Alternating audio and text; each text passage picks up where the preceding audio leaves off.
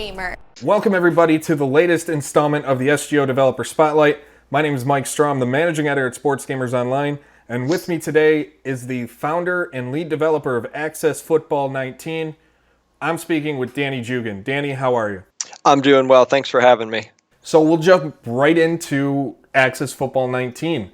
The game's well into development, it continues its growth. How has the fan feedback and the community feedback just been over the last 3 years when things really started to jump into high gear? The feedback's been great. There's a really strong core group that kind of makes up our community, and they're super supportive. They're pretty vocal about what they want in a game, and we love that because we get to really dive into that and kind of meld that with our vision of the game. But it's always great to have such a supportive community. It really gives us fuel to continue to do what we do to make the best football game that we can for them. When you get these types of fan feedback and you see what's out there, people want that alternative. With Access Football 19 specifically, how do you feel the development has gone towards giving them that alternative itself? Well, we feel like we have put most of our emphasis on exactly what the fans have been asking for. We feel like there's a huge void in the industry for a franchise-focused simulation football game, and the feedback has been supportive of that. And so we've taken most of our development time in 2019 for this cycle and focused on franchise because that's mostly what the community says that they're interested in. How do you decide when it comes to franchise? I mean, year over year, especially this year with the changes to drafting and scouting, and how do you decide what to really implement for the games? Going from last year, people want more of that focus.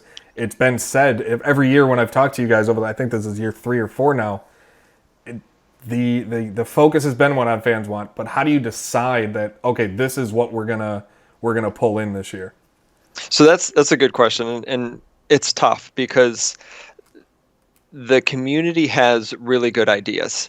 And we also have a vision for what Access Football is and what it's going to be in the future. And a lot of times the ideas from the communities, they don't necessarily funnel into a cohesive package. The ideas are great, but scattered features don't make up a really good game. And so we have to kind of take our vision for what Access Football is and marry that with the feedback that we get from the community. And JD on our team does a great job of doing that. And he kind of helps us set that those parameters for what we're going to include. But we do that by going back and looking at the classic games that did franchise really well. We study those. We combine that with what the games nowadays offer, also what the community offers, and what our vision for Access Football is. And we kind of marry that together into what makes sense for the football game that we're trying to produce. One of the things that it's been noticed is year over year lately, the development team has gotten a little bit bigger.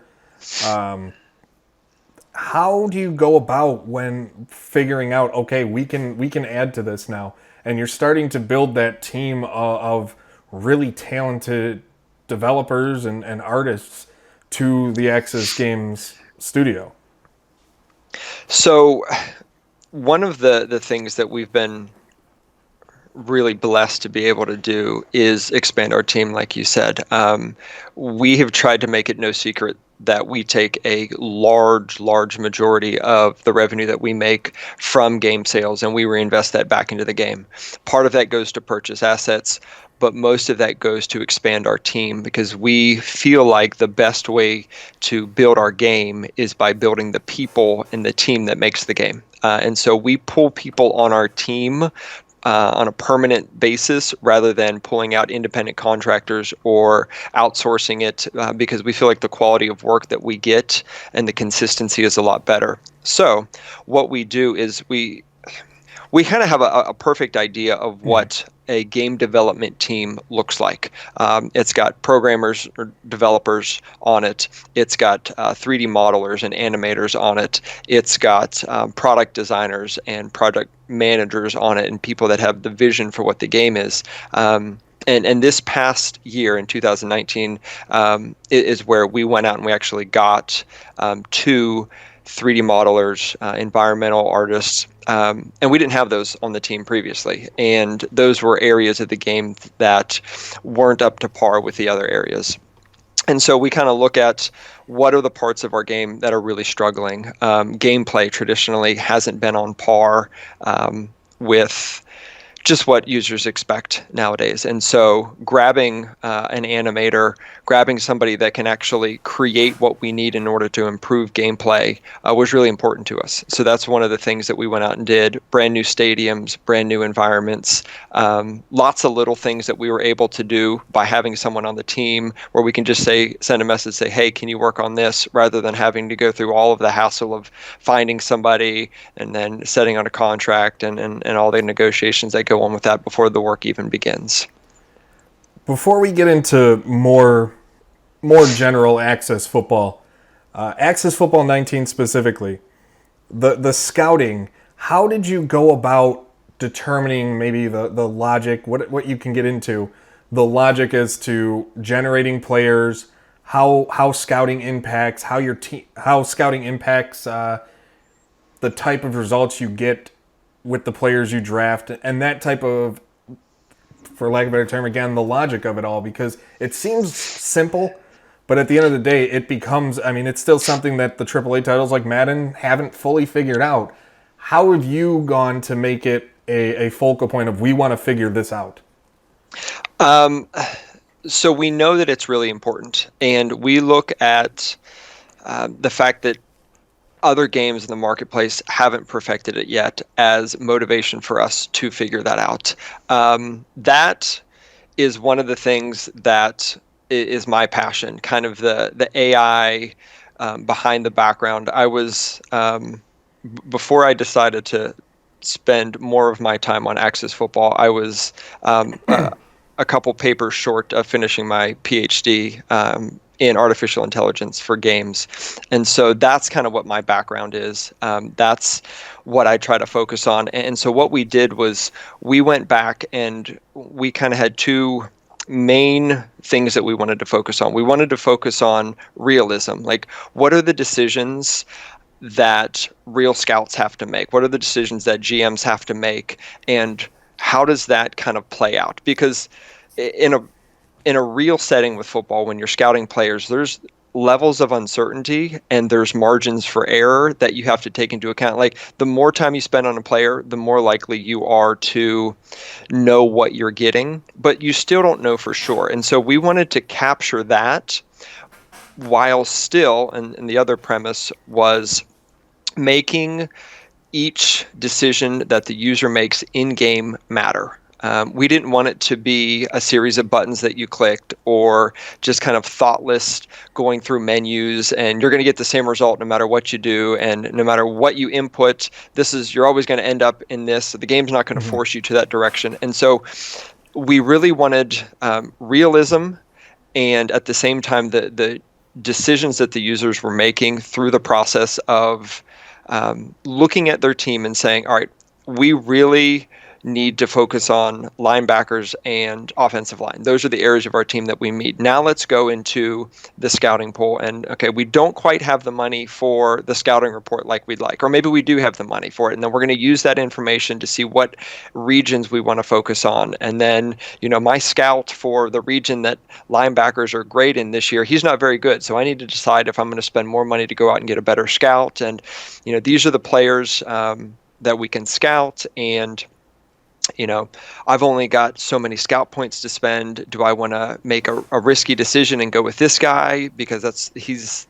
what my scout is telling me is going to be our best bet, even though we haven't scouted it much. There's so many different things that you have to kind of play through your mind, and scenarios and decisions that you have to make. And that's really what's exciting. And that's what we try to capture, and we feel like we did it. And the feedback we've gotten from our beta testers who have kind of gone through that process has been really positive. They're super excited about it. They're spending tons of hours just kind of playing through the game and doing all the things that they would do as if they were a GM or a scout, and it's really encouraging and exciting for us. Moving to the gameplay side of things, you said it hasn't been to where you guys wanted it to be. Hasn't been. It's been one of the things where fans might have thought it would be further along than where it is. How can you go about? Again, it's indie game development. There's not an endless. You're not backed by billion-dollar investors and a giant corporation. How do you put improvements? How do you find the ability to implement these improvements, whether it be animation or simply just the way players, the AI logic on the field, not just with animations, but just their behavior in general? How do you find that balance between, all right, we can afford to really work on our modes, or we can really afford to work on our gameplay? Again, another great question. Each development cycle, we always try to improve the game in the three core areas where we feel like is the foundation of Access football. And that's a deep franchise mode, good customization, and simulation gameplay. And so we spent most of our time on franchise mode. We added a good bit of customization stuff, but when we got to gameplay, what we wanted to improve was what we figured out was the frame rate. And if you, part of the problem is we have to go back and look at the complaints that we're getting or the feedback for gameplay. And a lot of what we were getting dealt with issues that were caused by poor frame rates. And this is across the board, PC, Xbox, PlayStation. If you were playing on an older Xbox or an older PlayStation, or your computer wasn't that great, what we were seeing was that the frame rate was really affecting the validity and the integrity of what was happening on the field. And that's not something that we were necessarily experiencing when we would test the game on our end or when we would run it from the engine. And so we spent a massive amount of time on the gameplay, improving the frame rate and the smoothness, and it's had a huge effect on gameplay. It in fact fixed a lot of problems that weren't really problems, but were causing issues because of things not performing like they should. So, long story short, what we did was when we try to fix gameplay issues, we go back to the root issue of what's causing it. If it's poor decision making, we go back and look at each step. And one of the things when you're looking at AI situations, you always try to ask yourself, what would an intelligent human who knows what he's doing do in this situation? And we trace it back, and whenever you get to a situation where a character in the game does something that an intelligent human wouldn't do, then you've got to look at the decision-making process that led to the bad decision, and you go from there. In the grand scheme, so again, not in the grand scheme of things, but indie development specifically, do you feel because of kind of fans' maybe impatience or desire for something different than the norm? Because most sports franchises, there's one option for everybody. There's one hockey game, there's one baseball. In reality, there's one basketball game, there's one football game from the AAA titles. Do you feel that people, because of this, have an unrealistic expectation of what to expect from smaller studios that want to give that alternative to fans?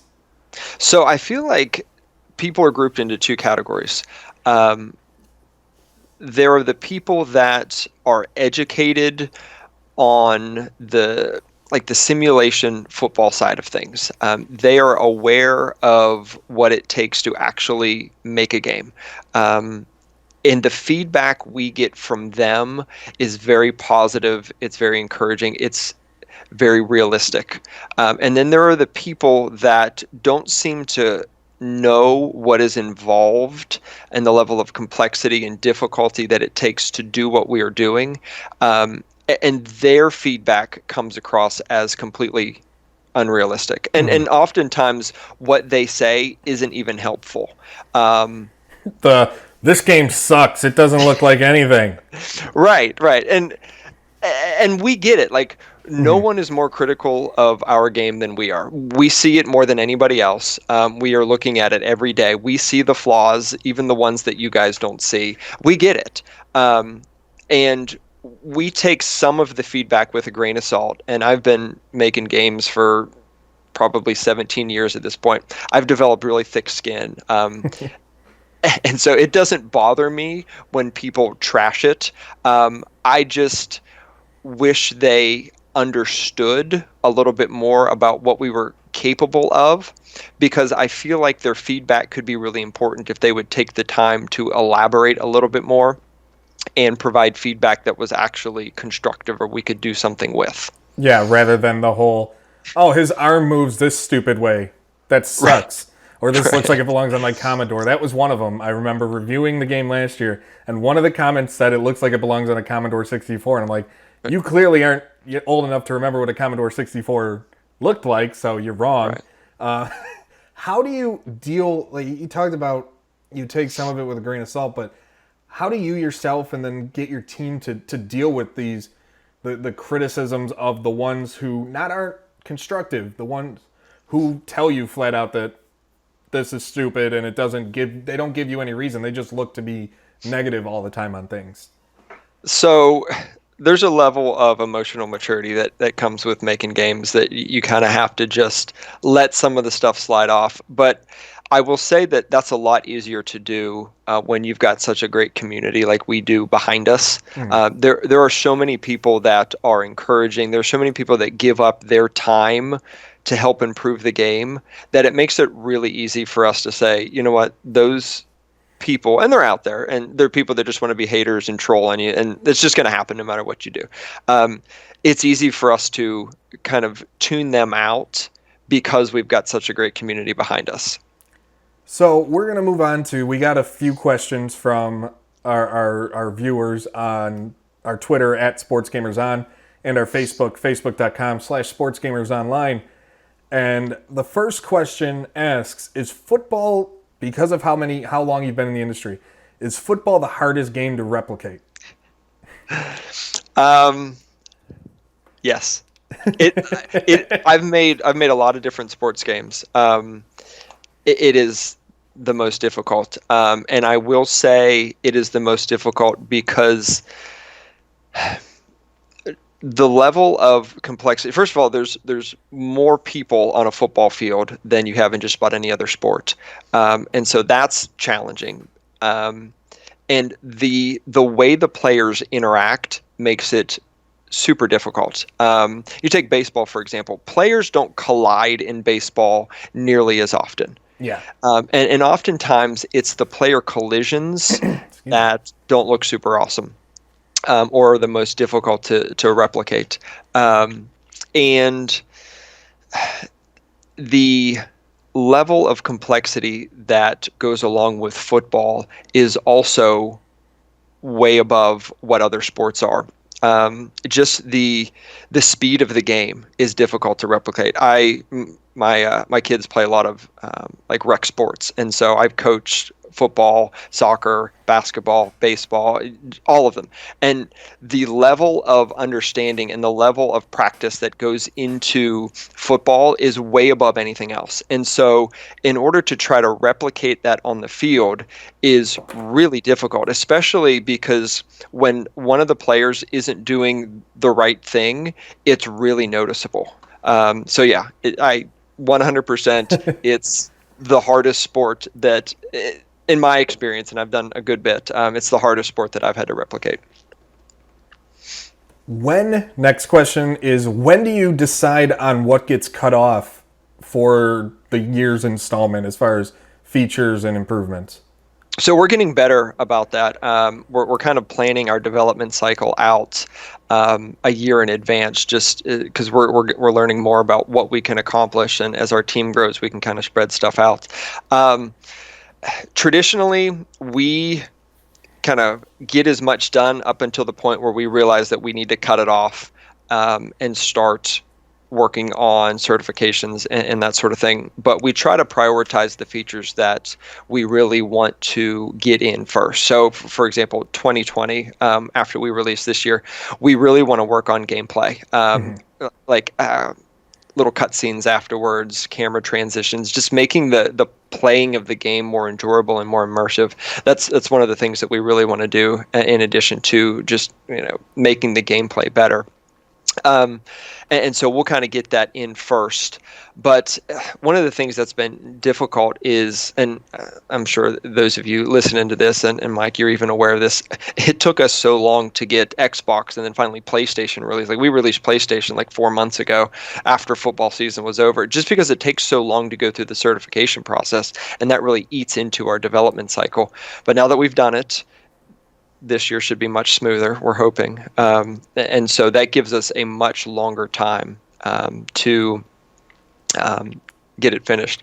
I don't know if I actually answered the question. Let me go back. I was rambling. What actually makes it into the game, and I said this earlier, Access Football, we see it standing on like 3 tiers.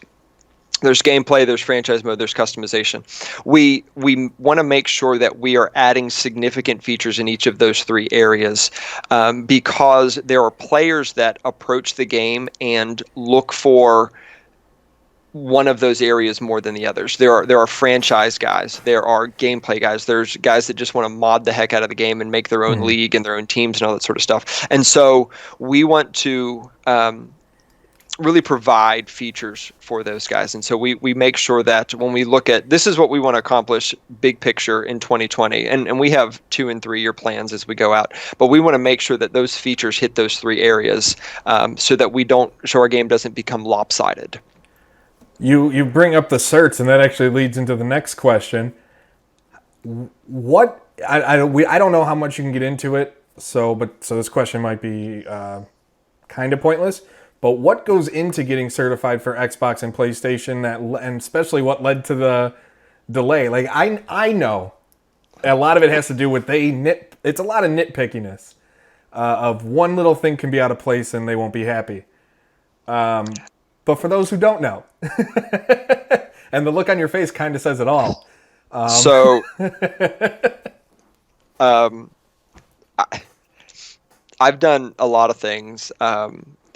Academically, made a lot of different games. I played a lot of sports. And I told my wife, going through the certification process is the hardest thing I have ever done. I try to explain it and I don't think they make it difficult on purpose. But it's like, I described it as being like dropped off in the woods in the middle of nowhere, and somebody saying, okay, find it. And you say, what am I looking for? And they said, you just need to find it. And then they leave you. And then they say, submit the game when you're ready. And you have no idea what you're doing. You have no idea what you are supposed to be meeting in terms of requirements. You don't know what you need in terms of software. They'll give you like a website and it'll have some links, but they don't tell you what you need. It was a nightmare. And then we had to kind of, it's like a scavenger hunt, to be totally honest. Like you are looking for what you need to look for. And then once you find it, you have to figure out then how to use that to get what they need.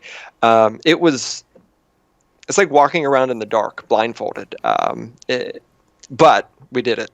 And we have a super supportive team that kind of rallied around us. I did Xbox by myself, and I started PlayStation, and we've got another coder on the team, Dave. And I was like, Dave, I can't do it. I was staying up till like 2 a.m. and I've got 4 kids and we homeschool and I work full time at university. And I'm like, I can't do it. And he's like, send me the dev kit. I got you. And he did it. And so the only reason we're on PlayStation is because of Dave. So everybody thank Dave, because if it were just up to me, I don't think it would have gotten done. And so all I can say is that it is a nightmare, and the process is not designed for indie teams. It's designed for large groups where people can kind of share and figure stuff out. And maybe we're just not good at it. But I'm just thankful that it's done. A couple more. The next is, how do you decide? And this is a much easier thing, I think, to talk about than the process of submitting. How did you decide what cities got teams for the list of default teams and what their nicknames would be? Um, so I think JD came up with the list. He did a lot of research on populations, and we basically picked the ones that had the largest population.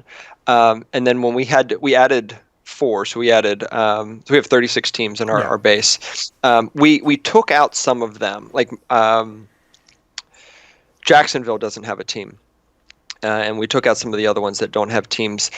When there was a large concentration of teams altogether, we took out some and we put in some teams that were kind of left out, like Nebraska. We gave them a team. But like I said, we kind of looked at a map, and we tried to serve some of the more underrepresented populations that didn't have teams. But one of the things we want to do in 2020 is add the ability to create your own teams. Mm-hmm. You've been able to do that for a long time on PC, just by modding it, but we know that a large portion of our consumer base only plays on consoles. And so we want to try to bring more of that creative element into the game through consoles without having to mod external files. So as a Bills fan, someone from Buffalo, I'm happy my city made the cut, because I don't know, there's some sort of unnecessary local pride where I'm like, I gotta play as them. Like, I can't not play as Buffalo. I feel like I'd be in trouble. I was born in Pittsburgh. We have Steeler stuff all through the house. All of our family pictures are Steeler stuff. So I get it. I get it. Microtransactions are a big source of controversy, and it's no doubt that smaller games make their money because they do go that microtransaction heavy route. Was that ever a discussion that you've had internally as a team on whether or not you should start including those? And I know they haven't been included, and I know a lot of people are happy they haven't been included. But is that anything that you've talked about internally as another source of revenue, or do you guys want to just make a game that football fans will be happy with? Microtransactions be damned. Yes, we have talked about it. I haven't seriously entertained the idea of microtransactions on PC or console. So my personal opinion is that you pay for a game, you should get that game, and you should get the full experience of that game. Now, I've read a lot of articles, and I understand a lot of game companies where the $60 price tag of like AAA games has been $60 for a long time. Yeah. But the cost to produce those games has gone up over that time period. And so there's a little bit of a disconnect there. So I understand how when you're pouring in millions and millions of dollars into a game, but you know that price point is basically fixed at 60, and it's going to probably be stuck at 60 for several years, that they need additional ways to kind of recoup that money. I get that. For us, we are not considering microtransactions. I don't think it's a good idea. We have seriously talked about it on the mobile side of things, because we also release on mobile. We haven't released on mobile in a couple years, but we will release on mobile this year. Our 2019 version will come to mobile, and it's a free download, and we want that. We want it accessible to many people on the phones. But we have toyed around the idea with doing microtransactions in a free game, where you can play it for free, but if you want more of the game, or maybe uniforms, we haven't decided what we're going to do, and we're not going to do it in 2019. but we've talked about the idea of microtransactions, but only in a free download kind of setting. To me, it's weird. I don't like it as a gamer. Yeah. It just feels awkward because you don't like, am I playing the full game, or am I playing kind of like 80% of the game? And so it leaves a bad taste in people's mouths. And I personally don't like it. I will say this now. Traditionally, our game has sold for $19.99. And that's the price that we've released it 2015, 16, 17, 18. And in 2019, we are actually increasing the price. And we're going to increase it to $29.99. We're going to sell it for $30. And I did want kind of a chance to explain the thought process behind that. So when we released in 2015, our $20 price tag for that game was admittedly more than what that game was worth in 2015. And I was very vocal even back then about it, saying, we really appreciate the support you guys are giving. We're taking that money and we're putting it back into the game. And we hope that's been self-evident over these past 5 years. But as we got into 2016, 2017, the game was worth that price. And even when you look at the 2018 version of the game, internally, we felt like it was worth more than $20. It was probably a $25 game. At least that's what we felt, and the feedback that we were getting from the community was really supportive. But we felt that we really wanted to be loyal to the people that were purchasing it year after year, and so that's why we kept the price low. And when we have started to accumulate that money, what we've been able to do with it has been huge. Like this year, we went out and bought a motion capture suit. We hired the 2 guys that are now on our team full time, and we're starting to utilize that stuff. And in 2020, we'll be able to put it into the game.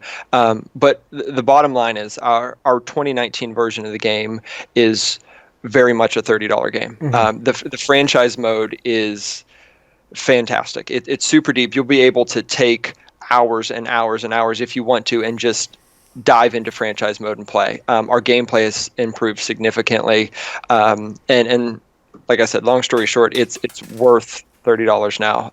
And again, the feedback we've gotten and from our beta testers has confirmed that, and so we're excited and confident that it's going to be received well, and we're very excited about what we're going to be able to do with that extra revenue as we move forward. Last question from our viewers and our followers. Has there been any talk about looking into down the line official licensing?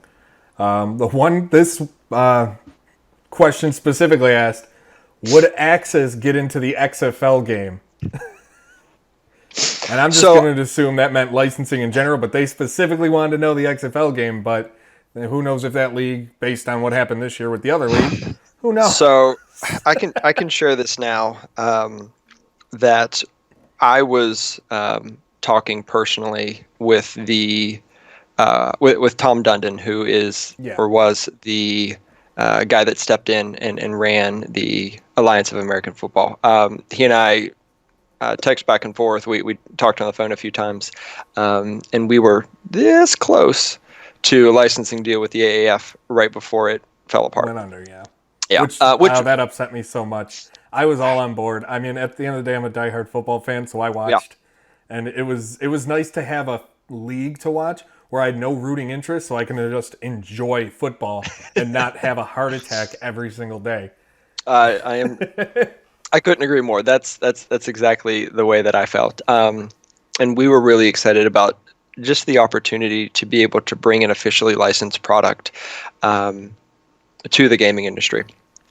But it was not meant to be. So with that said, are we open to licenses? Absolutely. It's got to be a good fit, not only for us, but also for the league that we would license. Will we go after the XFL?